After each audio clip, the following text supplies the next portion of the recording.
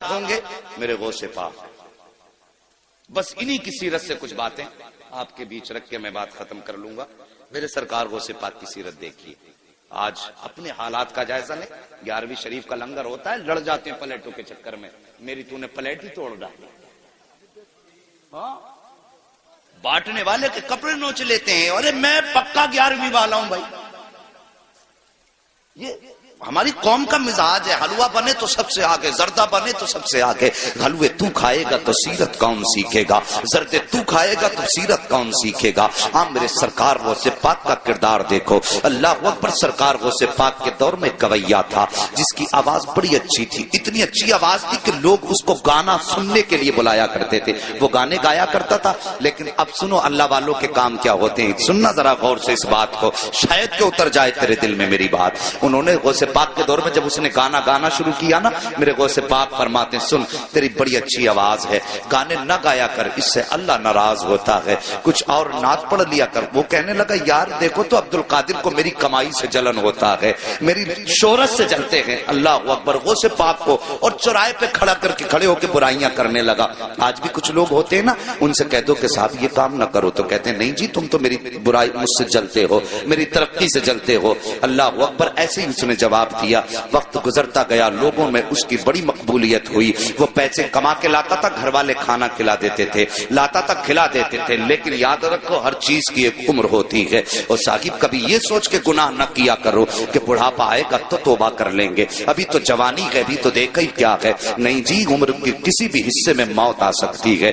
قسمت والے ہوتے ہیں جنہیں بڑھاپا ہاتھ آ جاتا ہے. اب تو دیکھا کہ سفید بالوں والے بستر پہ لیٹے رہتے ہیں, اور جوان لوگوں کے جنازے گھروں سے ہم نے اٹھتے دیکھے ہیں. یار موت کی تیاری کر لو, موت کی تیاری کر لو. اللہ کے بندو موت کو دور نہ جانو. موت ہمارا پیچھا کر رہی ہے, ہم موت سے بھاگ رہے ہیں لیکن موت ہمارے پیچھے ہے, ایک دن آ کے ہمیں پکڑ لے گی. اللہ اکبر. سرکار کو پاک فرماتے ہیں سن تو توبہ کر لے. اس نے کہا نہیں تم جلتے ہو میری ترقی سے. وقت بدلا, گلے میں اب اس کے بڑھاپے کے اثر آئے, آواز دبنے لگی. لوگوں نے اس کو بلانا شروع کر دیا. لوگوں نے جب اس کو بلانا شروع بند کر دیا, جب آواز ختم ہوئی لوگوں نے بلانا بند کیا. پیسہ ختم ہوا, گھر والوں نے کھانا کھلانا بند کیا. کچھ دن تک پیسہ رہا, گھر والے کھلاتے رہے. لیکن جب پیسہ بالکل ختم ہوا, گھر والوں نے اس کو کھانا دینا بند کر دیا. اپنوں نے منہ لگانا بند کر دیا. جب اپنوں نے منہ لگانا بند کر دیا, پھٹے کپڑے ہو گئے, میلا لباس ہو گیا, کوئی کھلاتا نہیں تھا, مکھیاں بدن پہ بھنکنے لگی, کوئی پاس نہیں بیٹھاتا تھا. جا کے قبرستان میں جا کے بیٹھ گیا. سوچنے لگا ایک دن یہیں پہ آنا ہے, ہو سکتا ہے کوئی مجھے کاندھا نہ دے. یہ سوچ کر کے قبرستان جا کر کے بیٹھا, دنیا مخالف ہے, کوئی کاندھا نہیں دے گا, مروں گا تو یہیں رہ جاؤں گا. لیکن اللہ اکبر, ایک دن اسی قبرستان کے پاس سے میرے سرکار غوث پاک کا گزر ہو جاتا ہے. اور وہ کریم ابن کریم جو ٹھہرے, وہ سخی ابن سخی جو ٹھہرے, اللہ اکبر, جیسی قبرستان کے پاس سے گزرے وہی لباس اس کا پرانا ہے, مکھیاں اس کے بدن پہ ہیں. میرے غوث نے قدم روک دیے, غور سے دیکھا, دیکھنے کے بعد پہچان گئے یار یہ تو وہی گویا ہے جو چوراہے پہ کھڑے ہو کر میری مخالفت کیا کرتا تھا, جو چوراہے پر کھڑے ہو کر کے میری برائی کیا کرتا تھا. آپ گئے, اپنے شاگرد کو بلایا. بلانے کے بعد آپ نے کچھ پیسوں کی تھیلی دی اور اپنے شاگرد کے ہاتھ میں دے کر کے کہا جاؤ قبرستان چلے جاؤ, وہاں پر ایک غریب بیٹھا ہوا ہے, اس کو جا کر کے یہ پیسہ روپیہ جا کر کے دے دو. اللہ اکبر. جیسی وہ لے کر کے چلا, غوث پاک فرماتے ہیں نام مت بتانا کس نے دیا ہے ورنہ وہ شرمندہ ہو جائے گا. آج اپنی زندگی کا آپ جائزہ لیجئے. اگر زکات بانٹتے ہیں تو کیمرے لگا کے بانٹا کرتے ہیں, خیرات تقسیم کرتے ہیں تو کیمرے لگا کے تقسیم کیا کرتے ہیں. یار ہم نے کوئی نیکی کی تو اللہ کو دکھانے کے لیے کی یا بندوں کو دکھانے کے لیے کی ہے. اگر دنیا کو دکھانے کے لیے کرتے ہو تو یہ نیکی تمہارے منہ پہ مار دی جائے گی. اگر اللہ کو دکھانے کے لیے کر رہے ہو تو پھر کسی کی پرواہ نہ کرو, کوئی دیکھے نہ دیکھے, بس یہ سوچا کرو کہ یا تو خدا دیکھے یا مدینے والا مصطفیٰ دیکھ لے. اور کسی کی غربت کا تماشا نہ اڑایا کرو. آج لائنیں لگتی ہیں, رمضان کا مہینہ آئے گا, خیرات بانٹیں گے دولت والے, اعلان کریں گے اس کی طرف سے کمبل بٹ رہے ہیں, وہ غریب جا کے بیٹھ جاتے ہیں. شرم نہیں آتی؟ انتظار کراتے ہو, آگے بڑھو, وقت بہت کم ہے. صاحب میں کہتا ہوں کوئی بھی کام کرنا ہو اللہ کی رضا کے لیے کیا کرو, ہمیں مرنا ہے. بس یہ یاد رکھو, ہمیں حسنین کے نانا کو منہ دکھانا ہے. مولا علی کا بھی سامنا کرنا ہے، صاحب ان کا سامنا کرنا ہے، کس منہ سے سامنا کرنا یہ تجھے اور مجھے سوچنا پڑے گا۔ سرکار غوث پاک فرماتے ہیں جا کے اسے بتانا مت کس نے دیا ہے۔ یہ آیا مرید لے کر کے، آنے کے بعد قبرستان میں اسی غریب کے ہاتھ میں جا کے جب تھیلی رکھی نا، اس نے یوں چہرہ اٹھایا اور دیکھ کے آنکھوں میں آنسو آ گئے، کہنے لگا یار یہ تو بتا دے، پورے شہر کے اندر کسی نے مجھے منہ تک نہیں لگایا، کوئی مجھے ایک وقت کا کھانا دینے تیار نہیں ہے، یہ بتا یہ اتنا احسان کس نے کر دیا ہے؟ کون ہے اتنا مہربان جو مجھ سے اتنا پیار کرتا ہے؟ شاگرد کہتا ہے مجھے دینے کا حکم ہے، بتانے کا حکم نہیں دیا گیا ہے۔ یہ کہہ کے شاگرد جب چلنے لگا، اس نے کہا ٹھہر مجھے پتا ہے۔ اللہ اکبر، جیسی وہ واپس آیا ہے، وہ مرید شاگرد آ گیا، سرکار غوث پاک پڑھانے میں مصروف ہیں۔ جب واپس آیا تو آ کر کے وہی فقیر بھکاری دروازے پہ کھڑا ہو گیا۔ میرے غوث اپنی جگہ سے اٹھ کے کھڑے ہو گئے۔ ہاں یہ آئینہ ہے آج کے پیروں کے لیے، جن کے پاس غریبوں سے ملنے کا ٹائم نہیں ہوتا ہے، ان پیروں کے لیے جو امیروں کے یہاں پہ صبح و شام گزارا کرتے ہیں، غریب دروازے پہ آئے تو اسے ٹائم دے کے ٹال دیا کرتے ہیں، تجھے جمعرات میں آنا، تجھے پیر میں آنا ہے۔ امیر آ جائے تو آئیے استقبال کیا جاتا ہے۔ یار شرم کرو، تم کتنے بھی بڑے پیر ہو جاؤ، غوث پاک سے بڑے پیر نہیں ہو سکتے ہو۔ اخلاق دیکھو میرے غوث پاک کا۔ جیسے یہ غریب دروازے پر آیا ہے، آ کر کے میرے غوث نے دیکھا کھڑا ہے، اٹھ کے اپنی جگہ سے کھڑے ہو گئے اور فرماتے بتا اب بھی کچھ کمی رہ گئی ہے؟ اتنا سندا تھا، آنکھوں میں آنسو آئے، ہچکی بھر کے رونا شروع کر دیتا ہے۔ میرے غوث اپنی جگہ سے چلے ہیں، چلنے کے بعد اس کے پاس جا کے کھڑے ہو گئے۔ وہ کہتا ہے کہ سرکار میں تو یہ سوچ رہا تھا، ساری زندگی میں نے آپ کی مخالفت چوراہوں پر کی ہے، ساری زندگی میں نے چوراہوں پہ کھڑے ہو کے آپ کی برائی کی ہے۔ میں یہ سمجھتا تھا میرا دشمن اگر یہاں پہ کوئی سب سے بڑا ہے تو وہ آپ ہیں، لیکن میں سمجھ نہیں پایا تھا آپ اتنے بڑے سخی ہو، اتنے بڑے کریم ہو کہ میں یہ سمجھ نہیں پا رہا ہوں کہ آپ نے میری اتنی بڑی بڑی خطائیں معاف کر دی ہیں۔ اتنا سننا تھا۔ میرے غوث مسکرا کے کہتے ہیں بتا اور بھی کچھ چاہیے؟ اس نے کہا سرکار مجھے یاد ہے ایک بار جوانی میں مجھ سے کہا تھا کہ توبہ کر لے خدا راضی ہو جائے گا، میں نے آپ کی نہیں مانی تھی، اب بس اتنا بتائیے کیا آج توبہ کروں گا تو کیا میرے گناہ معاف ہو جائیں گے؟ میرے غوث مسکراتے ہیں اور کہتے ہیں لا ہاتھ بڑھا دے، ہاتھ میں ہاتھ دے دے، صرف توبہ سے گناہ کی معاف نہیں ہوں گے بلکہ اللہ تجھے محبوب بھی بنا لے گا۔ اس نے اتنا سنا ہے، تڑپ کے کہتا ہے سرکار کیا اتنا بڑا کرم بھی ہو سکتا ہے؟ میرے غوث کہتے ہیں ہاتھ بڑھا دے، توبہ کرنا تیرا کام ہے اور تجھ کو ولی بنا دینا یہ عبد القادر جیلانی کا۔ نعرہ تکبیر، نعرہ رسالت، علماء اہل سنت، مسلک اعلی حضرت، جشن غوث الورا، نعرہ تکبیر، نعرہ رسالت۔ ہاں صاحب، انہوں نے تو رات دن کی برائی کرنے والوں کو معاف کر دیا۔ اب اپنے گریبان میں جھانک کے ذرا دیکھیے، اگر چوراہے پہ باپ بیٹے کو ڈانٹ دینا تو بیٹا کہتا ہے تم نے میری بے عزتی کر دی، اور پھر کئی دن تک باپ سے نہیں بولتا ہے۔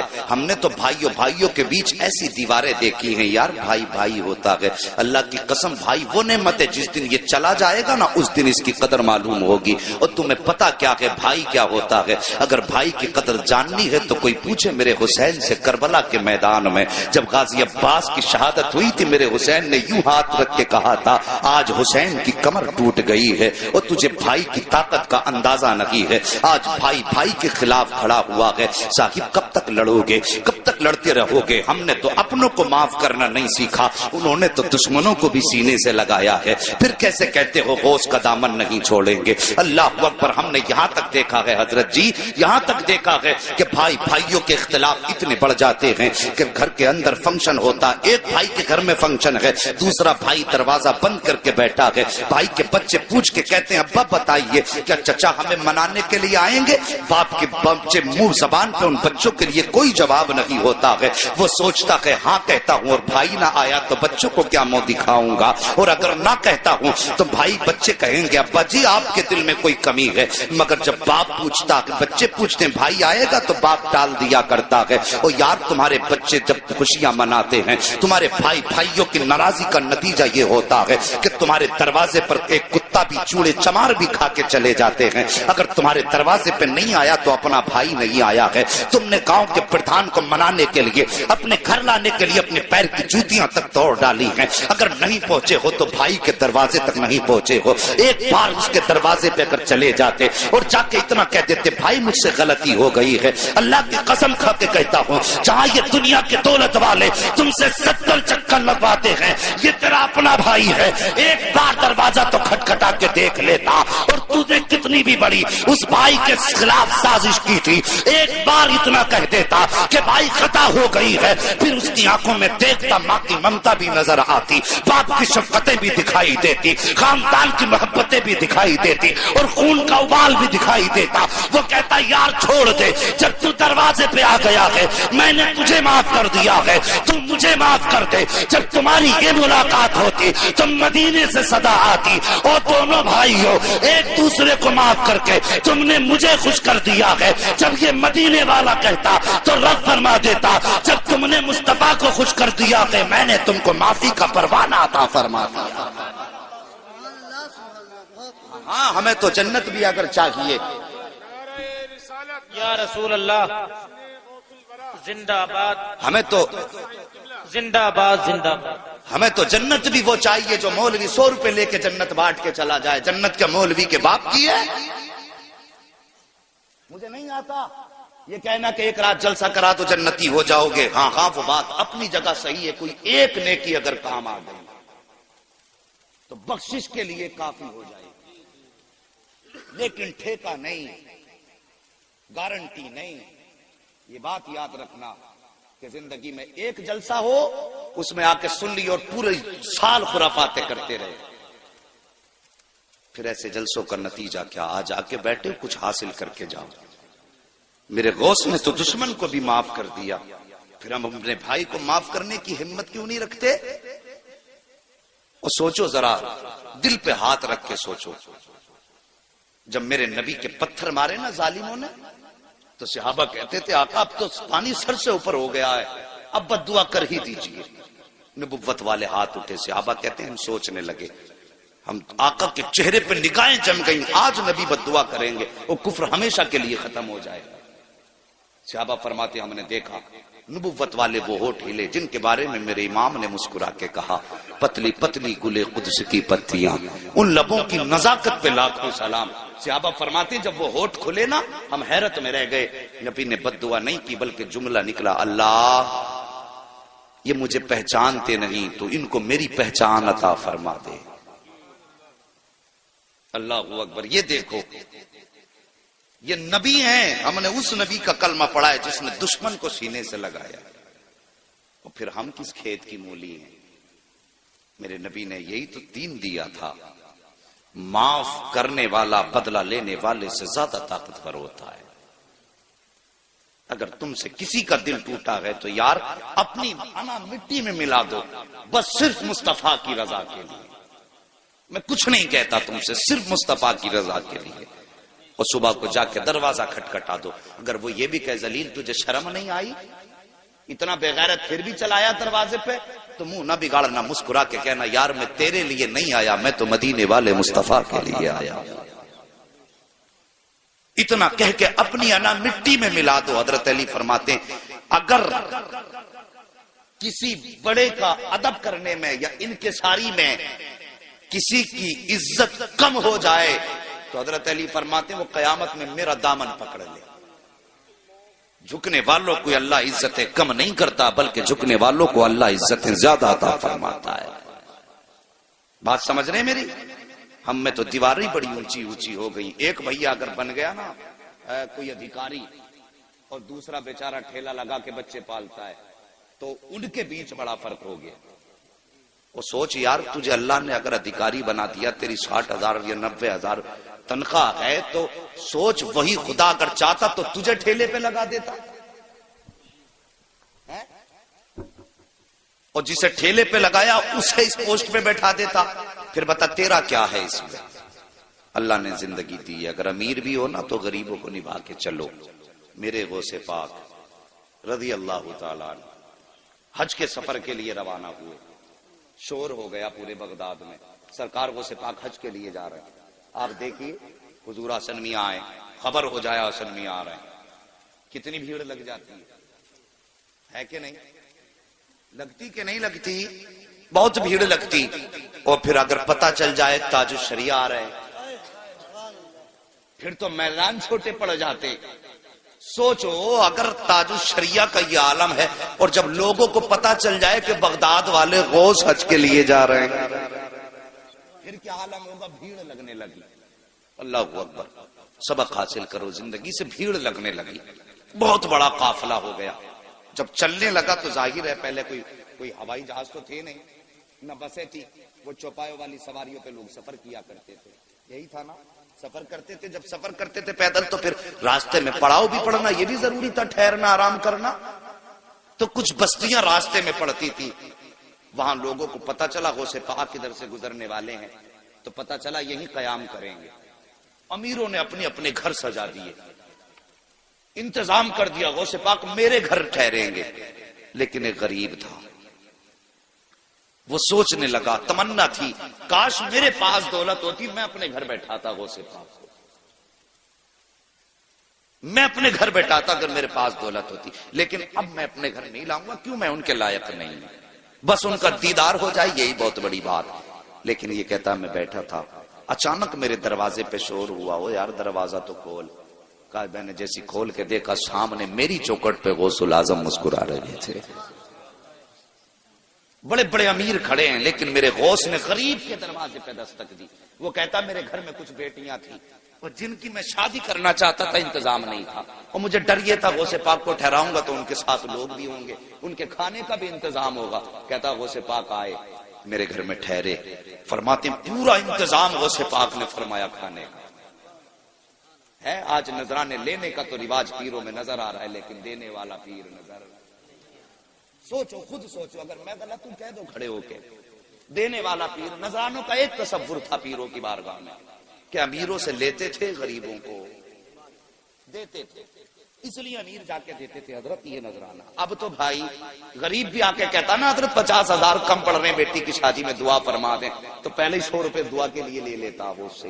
پہلے 50,000 تھے, اب وہ رہ گئے 49,950 غریب تھے. 50 اور گھٹ ہو جاتے, کم ہو جاتے ہیں. مگر میرے غوث پاک اللہ اکبر قربان جائیں ایسے دستگیر زمانے میں کوئی نظر آتا ہی نہیں.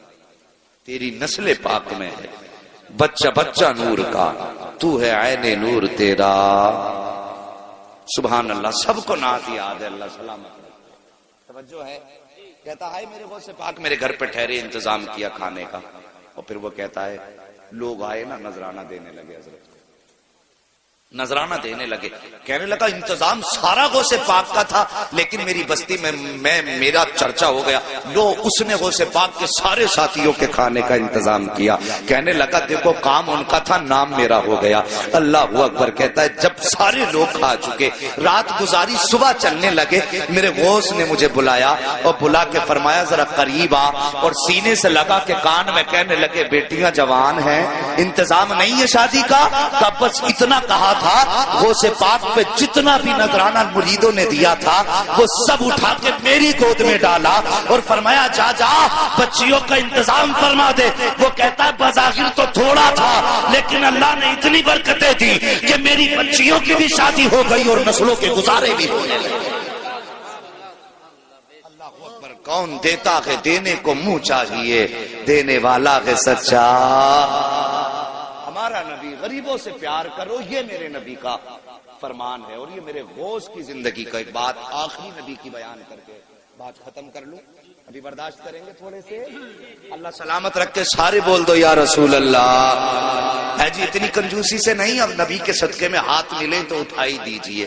میں نے اب تک کسی سے سبحان اللہ کہلوایا, تھکایا آپ کو, بس چاہتا تھا ذہن منتشر نہ ہو, دل میں بات اترے. لیکن اب ذرا بیداری دکھائیے اور بولیے یا رسول اللہ. اللہ سلامت رکھے. بس توجہ کیجئے میرے نبی نے غریب پروری کیسی فرمائی. توجہ کرنا, بس 10 منٹ رہ گئے. خیریت ہیں پیچھے والے لوگ؟ ٹھنڈی ہوا تو نہیں لگ رہی ہے؟ کوئی بات نہیں, یہاں ٹھنڈی برداشت کر لو, قیامت میں گرمی سے غوث پاک بچا لیں گے انشاءاللہ. توجہ ہے. میرے نبی اللہ اکبر, اتنا غریب پرور قربان جاؤں.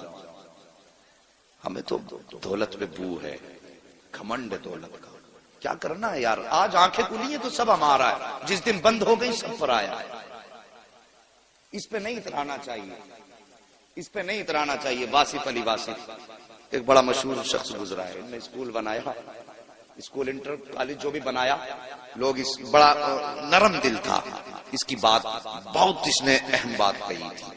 اس نے لوگوں نے اس کے پاس آتے ایڈمیشن کرانے کے لیے، تو لوگ کہتے کہ صاحب غریب ہیں فیس نہیں دے پائیں گے، تو کہتا تھا چلو معاف کر دیں. کوئی آ کے کہتا غریب ہے فیس نہیں دے پائیں گے، تو لوگ کہتے تھے پھر کہتا معاف کر دی. جو اس کا پرنسپل تھا اس نے کہا سر اگر ایسے ہی معاف کرتے رہیں گے تو دھندا کیسے چلے گا؟ اس ٹائم تو کمائی کا سب سے اچھا سسٹم ہے، اسپتال بنا لو یا کالج بنا لو. سب سے تیز امیر ہونے والا سسٹم، کالج بنا لو یا اسپتال بنا لو، کوئی فیس نہیں. کتنا دے دیں کتنا دے دیں کچھ پتا نہیں ہے. توجہ ہے؟ ہاں برا مت ماننا اگر کسی کا اسکول ہو تو نصیحت حاصل کرنا. واصف علی واصف سے پرنسپل نے کہا کہ اگر سر ایسی معاف کرتے رہے تو دھندا کیسے چلے گا؟ اس نے کہا یہ اسکول میں نے پیسہ کمانے کے لیے نہیں بنایا. کہا پھر؟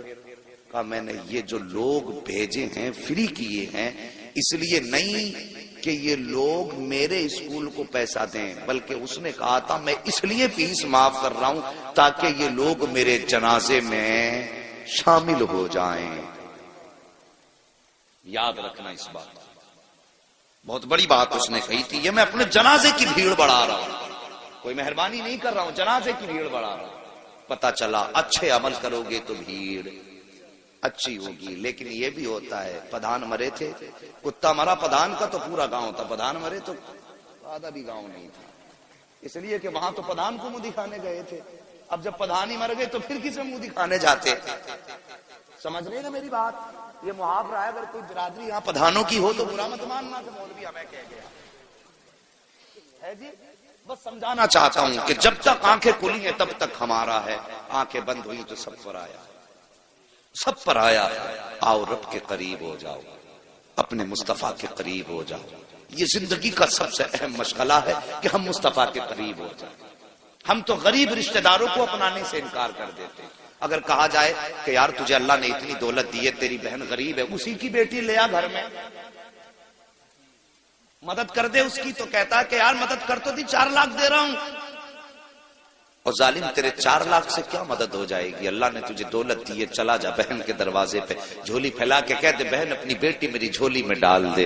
اللہ کی قسم کھا کے کہتا ہوں خالی ہاتھ بہن کی بیٹی بھی آ کے لائے گا، میں یہ نہیں جانتا دنیا کیا کہے گی، تیرے برادری والے کیا کہیں گے، گاؤں والے کیا کہیں گے، یہ کچھ بھی کہیں، لیکن خدا کی قسم تو گھر بعد میں آئے گا، مدینے والے کا سلام تیرے نام پہلے آ چکا ہے. یہ کیا کرو. ہم تو غریبوں کو اپناتے ہی نہیں. فتح مکہ ہوا، میرے نبی مکہ شریف میں تشریف لائے. توجہ ہے؟ مکہ میں تشریف لائے. حضرت ام ہانی میرے نبی کی چچا زاد بہن، حضرت علی کی سگی بہن، حضرت ام سارے بولو ام ہانی، جن کے گھر سے نبی معراج میں گئے. آقا کریم ہجرت سے پہلے انہی کے گھر آ کے بستر پہ لیٹ جایا کرتے تھے. پسینہ آتا تھا نا تو حضرت ام ہانی بوتل میں بھرتی تھی، شیشیوں میں. بچے کہتے تھے امی کیا کر رہی ہو؟ بچے کہتے تھے پوچھا کرتے تھے کیا ہے یہ؟ کہا مصطفیٰ کے بدن کی خوشبو اکٹھا کر رہے ہیں. اللہ اکبر. ان کے ہاں مصطفیٰ بیٹھا کرتے تھے. ہجرت کر گئے، شوہر میں چھوڑ دیا، یہ مکے میں رہ گئی. میرے نبی ہجرت کر کے مدینہ چلے. فتح مکہ ہوا، ہزاروں کی تعداد میں آج لشکر مصطفیٰ کے ساتھ. جب مکے میں سرکار داخل ہوئے نا تو سر اتنا جھکا تھا کہ آپ کی پیشانی اونٹ کی کوہان پر لگ رہی تھی، اتنا سر جھکا تھا. ہمیں تو گھمنڈ اتنا آ جاتا ہے، ذرا سی منبریا کیا بن گئی، پوری دنیا کو سر پہ لیے گھوم رہی. ہاں پوری دنیا کا بادشاہ میرا نبی ہے، پوری کائنات کا مالک میرا نبی ہے، اور فتح مکہ ہوا کہ ہزاروں کا لشکر پیچھے ہے. ام ہانی کے بچے توڑ کے آئے. ماں آج وہ آیا ہے جس کے تو قصے سناتی ہے. ماں آج وہ آیا ہے جس کے تو چہرے کی تعریف کرتے نہیں تھکتی ہے. ماں آج وہ مکے میں آیا ہے جسے تو بھائی کہتی ہے. اتنا حضرت ام ہانی نے سنا. کہا کیا تو سچ کہہ رہا ہے؟ کہا ہاں ماں میں نے دیکھا ہے وہی نورانی چہرہ ہے جو ادائیں تو نے بتائی ہیں. زلفیں بھی ویسی ہیں, آنکھیں بھی اتنی حسین جتنی تو نے بتائی ہیں. اے ماں اتنا بتا, آج وہ بڑی شان کے ساتھ واپس آیا ہے. تو ایک غریب بہن ہے, کیا وہ آج تیرے دروازے آئے گا کہ نہیں آئے گا؟ اللہ اکبر. اتنا ام ہانی نے سنا. کہتی ہے میرا کلیجہ تھک سے ہو گیا, اپنے بچوں سے کیسے کہوں کہ وہ آئے گا کہ نہیں آئے گا. کہتی لیکن بچوں نے اصرار کیا. میں نے دل کو سنبھال کے کہا ہاں بیٹے وہ ضرور آئے گا. کہتی میں نے بچوں سے کہہ تو دیا تھا لیکن میرے دل میں دھک دھک تھی, کہیں ایسا نہ ہو وہ نہ آئے تو بچوں کو کیا جواب دوں گی. ام ہانی کہتی ابھی اسی شش و پنج میں تھی کہ بچے کہہ رہے تھے ماں وہ کب آئیں گے, ماں وہ کب آئیں گے. کہا فرماتی ہے اچانک میرے دروازے پہ دستک ہوئی. میں نے پوچھا کون؟ کہا محمد الرسول اللہ آیا ہے. اللہ اکبر. اتنا سنا. حضرت ام ہانی کہتی ہیں میں تو دروازے پہ بعد میں گئی, بچوں نے چھلانگ لگائی, مجھ سے پہلے دروازے پہ تھے. جیسی دروازہ کھولا تو سامنے وہی چہرہ تھا جس کی تعریف قرآن بیان کر رہا ہے. سامنے وہی چہرہ تھا جس کو دیکھ کر کے پتھر کلمہ پڑھنے لگ جاتے ہیں. اللہ اکبر. ام ہانی کہتی ہیں میں نے سرکار کا چہرہ دیکھا, سرکار تشریف لائے ہیں. تمہیں کیا لگتا ہے کہ مکے میں امیر نہ تھے؟ بڑے بڑے دولت والے تھے, بڑے بڑے امیر مکے میں موجود تھے, لیکن میرے نبی سب سے پہلے غریب بہن کی دہلیز پہ آئے ہیں. اللہ اکبر. میرے سرکار آئے ہیں. ام ہانی کے گھر تشریف لائے. آتے ہی سب سے پہلے جملہ ارشاد فرمایا اے بہن مجھے بھوک لگی ہے, جلدی سے کچھ کھانے کے لیے ہو تو لے کر کے آؤ. اللہ اکبر. آج امیر اپنی گردن اپنے گریبان میں جھانک کے دیکھیں, غریب رشتہ داروں کے یہاں بچوں کو لے کے جاتے ہیں تو چادر کو تین تین بار جھاڑتے ہیں, دکھاتے میں بڑا دولت والا ہوں, میں ایسی چادر پر بیٹھتا ہوں جس پہ مکھی بھی نہیں بیٹھا کرتی ہے. بچوں سے کہتے نہیں بیٹے چچی ہے اس برتن میں مت کھانا, یہ گندا ہے, یہ مکھیاں بیٹھی ہیں, تجھے حیا نہیں آتی, تجھے شرم نہیں آتی, تجھے پتا نہیں ہے. تو نے بہن کے گھر پہ بچھی ہوئی چادر جب اپنے کپڑے سے جھاڑی ہے تو بظاہر تو نے اپنی شان دکھائی ہے, لیکن بستر پہ لگنے والا کپڑا صرف بستر پہ نہیں لگا بلکہ بہن کے کلیجے پہ لا کے بار بار لگا ہے. بہن کا بستر اس لیے جھاڑا جا رہا ہے کیونکہ وہ گندا ہے. آپ تجھے بتاؤں بہن چیز کیا ہوتی ہے. میرے نبی حضرت ام ہانی کے گھر آئے ہیں. اللہ اکبر. کائنات کا بادشاہ ہے میرا نبی, سارے جہان کا مالک ہے میرا نبی. اللہ اکبر. 18,000 عالموں کا مالک میرا نبی ہے. ام ہانی کے گھر پہ آ کے کہتے ہیں بہن بھوک لگی ہے, اور سنو کوئی بستر تلاش نہیں کیا تھا بلکہ ٹوٹی چٹائی پہ بیٹھ جاتے ہیں. کہتے ام ہانی کچھ ہو تو لاؤ. اللہ اکبر. غربت کا عالم ام ہانی کے گھر میں ہے. گھر کے اندر کوئی کھانے کا سامان نہ تھا. حضرت ام ہانی بظاہر کچن میں گئی اور جا کر کے چھپ کے کھڑی ہو گئی. سوچنے لگی میرے مالک اب میں کیا کھانے کے لیے پیش کروں, بنانے کے لیے کچھ بھی نہیں ہے, مگر میرا نبی جو دلوں کے حال جانتا ہے. ارے یار دل کیا چیز ہے, نبی تو وہ ہے کہ اور کوئی غیب کیا. تم سے نہا ہو بھلا جب نہ خدا ہی چھپا, تم پہ کروڑوں درود. اللہ اکبر. دل کا حال جانا بہن کا. آقا فرماتے ام ہانی کچھ بنانے کی کوشش نہ کرنا, جو رکھا ہو وہی لے کے آ جاؤ. اتنا سنا ام ہانی کے دل میں دل آیا. کہتی ہیں ایک جو کا ٹکڑا تھا روٹی کا جو سوکھا ہوا تھا, تھوڑا سرکہ رکھا ہوا تھا, میں نے پیالی میں لیا, مصطفیٰ کی بارگاہ میں حاضر ہوئی, میرے نبی نے سامنے رکھا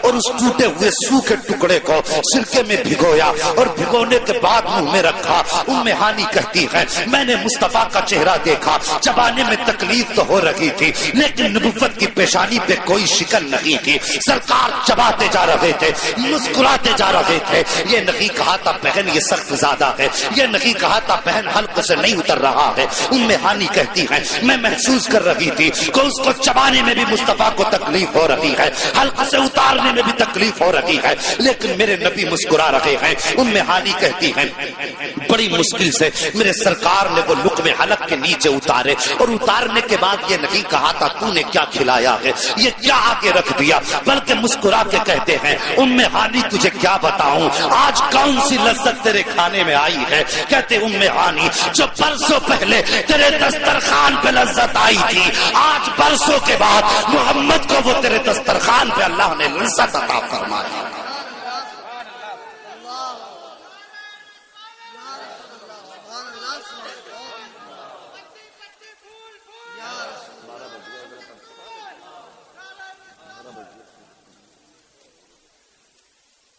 او لوگو، میرے نبی اللہ اکبر غوث پاک کی محفل میں بیٹھے ہو تو آج میرے غوث کی طرف سے یہ تحفہ سمجھ کے لے جاؤ، جب تک جیئیں گے اپنے غریب رشتہ داروں کو نبھاتے رہیں گے۔ بولو انشاءاللہ۔ اپنے بھائیوں سے جو ناراضیاں ہیں انہیں ختم کریں گے، اپنی انا بھول کے مصطفیٰ کی رضا کے لیے انہیں معاف کریں گے انشاءاللہ۔ سارے بولو انشاءاللہ۔ اگر اتنا کر لیا تو میں سمجھوں گا میرا آنا قبول، تمہارا برانا قبول ہے، ورنہ کچھ بھی نہیں، ثواب تو ذکر کا مل ہی جائے گا۔ بس صاحب اپنوں کو سینے سے لگاؤ، اپنوں کو قریب لاؤ، اور پیروں کے لیے میں نظریہ فکر دیتا ہوں۔ میرے غوث غریب کے چوکھٹ پہ ٹھہرے، میرے نبی سب سے پہلے غریب بہن کے دروازے پر آئے۔ اگر وقت ہوتا تو اور بھی ایک آدھ مثال ایسی رکھتا۔ اللہ اکبر۔ مگر میں یہ سمجھتا ہوں کھانا اتنا کھانا چاہیے جتنا ہضم ہو جائے، بہت زیادہ کھانے سے پیٹ خراب ہو جاتا ہے۔ کسی نے کہا تھا طوفان نوح لانے سے آخر کیا فائدہ، ایک اشک ہی بہت ہے اگر کچھ اثر کرے۔ بس یہ باتیں تھی۔ قرآن نے فرمایا یا ایھا الذین آمنوا اتقوا اللہ وکونوا مع الصادقین، ایمان والو اللہ سے ڈرو اور سچوں کے ساتھ ہو جاؤ۔ یہ اسی لیے ہم اپنے غوث کا بھی تذکرہ کرتے ہیں، اپنے صابر کی بھی باتیں کرتے ہیں، اپنے وارث کے بھی چرچے کرتے ہیں، ہم اپنے امام احمد رضا کے بھی تذکرے کرتے ہیں، غریب نواز کی بھی باتیں کرتے ہیں، مفتی اعظم کے بھی ذکر کرتے ہیں، تاج الشریعہ کا بھی نام لیا کرتے ہیں، اس لیے کہ اللہ نے تقوی کے بعد ہمیں ولیوں کے دامن سے لپٹنے کا حکم دیا ہے۔ یہ اس لیے کہ جب شیطان کو دوزخ جنت سے نکالا گیا تو اس نے کہا تھا میں انہیں بھٹکاؤں گا، میرے رب نے فرمایا جا تجھے میں نے پوری طاقت دی، لگا لے طاقت۔ اللہ اکبر۔ جب اسے پاور دی تو اللہ نے ہمیں پاورفل شخصیتیں عطا فرمائی ہیں، وہ پاورفل شخصیتیں اللہ کے ولی ہیں۔ تم تقوی اختیار کرو، اللہ والوں کے دامن سے وابستہ ہو جاؤ، تقوی اختیار کرو گے، عمل سلامت رہے گا، ولیوں سے نپٹو گے جا کر کے تو ایمان سلامت رہ جائے گا۔ ٹھیک ہے جی۔ اللہ تعالیٰ میرے بولنے میں آمدن صابن جو خطائیں لفظ سے ہوئی ہوں، مولا کریم اپنے حبیب کے صدقے میں میری خطاؤں کو معاف فرمائے۔ اور سارے لوگ کلمہ شریف پڑھ لیجئے، لا الہ۔ دیکھیں اب ایمانداری سے زور سے پڑھ لو، اب کنجوسی نہیں کیجیے ہے جی، تو جو نہیں بولا وہ اب بول جائے، اگر اب بھی نہیں بولا تو پھر مجھے اب جانے کے بعد بھی تکلیف ہوگی کہ یار کلمہ بھی اتنا آہستہ پڑھ رہے تھے جیسے مسجد میں تیجا ہو رہا تھا۔ پڑھیے ذرا، لگنا چاہیے سونے والوں کو کہ وہاں مجمع تھا۔ اتنی زور سے کلمہ پڑھو، لا الہ الا اللہ محمد رسول اللہ۔ بچوں ہوئے اغلاط ان کو معاف فرمائے رب کائنات۔ زندگی میں دیا ساتھ تو پھر ہوگی ملاقات، چمن رہا تو پھول کھلیں گے، زندگی رہی تو پھر ملیں گے، مسافر ہیں ہم بھی مسافر ہو تم بھی، کسی موڑ پر پھر ملاقات ہوگی۔ فقیران آئے صدا کر چلے، صدا خوش رہو یہ دعا کر چلے۔ یہ خلیر کمیٹی زندہ باد، پائندہ باد۔ اللہ تعالیٰ ان بچوں کو آنے والے دور میں عظیم الشان کانفرنس کرنے کی توفیق عطا فرمائے، اور پوری امت مسلمہ کو ان کے شانے سے شانہ ملا کر چلنے کی توفیق عطا فرمائے۔ آپ جلد سے خوب کرائیے، لیکن مولوی کو بلا کے بس یہ کہنا کہ یار ہم نے فضیلتیں بہت سن لی، وہ باتیں بتا جا جو